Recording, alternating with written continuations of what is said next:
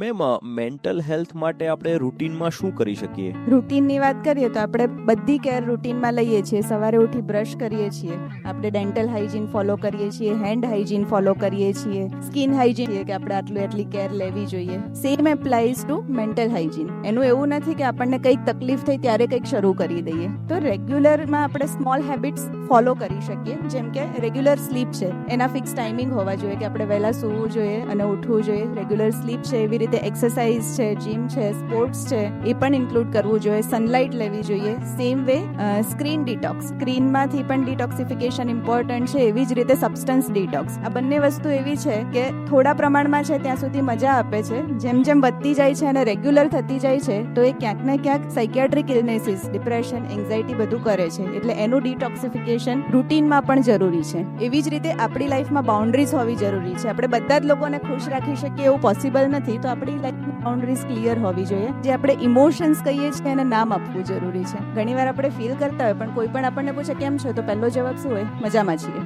જરૂરી નથી આપણે મજામાં હોઈએ. એટલે કહી શકીએ છીએ કે આજે મજામાં નથી, આવું ચાલે છે જીવનમાં. તો બ્રેઇન માટે મેનેજ કરવું ઇઝી થાય છે. જ્યારે ઇમોશન્સને આપણે નામ આપીએ છીએ તો એ સાયન્ટિફિકલી પ્રૂવન છે કે we can manage it very easily. તો this is the routine habits which can be followed.